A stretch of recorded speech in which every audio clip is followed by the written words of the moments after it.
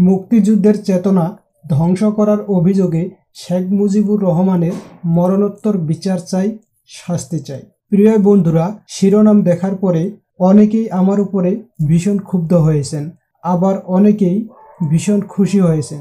যারা ক্ষুব্ধ হয়েছেন কিংবা খুশি হয়েছেন, এদের মধ্যে অনেকেই হায়ার স্টাডি করে নাই, বিভিন্ন ধরনের বই পুস্তক পড়াশোনা না করেই আমার উপরে ক্ষুব্ধ হয়েছেন কিংবা খুশি হয়েছেন।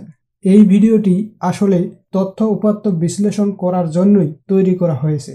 মতিউর রহমান রেন্টু 1999 সালে তার প্রকাশিত আমার ফাঁসি চাই বইয়ে একথা লিখেছেন। প্রিয় ভাইরা, এই দাবিটা প্রায় সময় ছাত্র শিবিরের ভাইদের কাছ থেকে শোনা যায়। মতিউর রহমান রেন্টুর এই কথাটি কেন আপনার কাছে গ্রহণযোগ্য মনে হয় আর কেন আপনাদের কাছে মোটেই গ্রহণযোগ্য মনে হচ্ছে না, তা কমেন্ট করে পাঠকদের জানিয়ে দিন।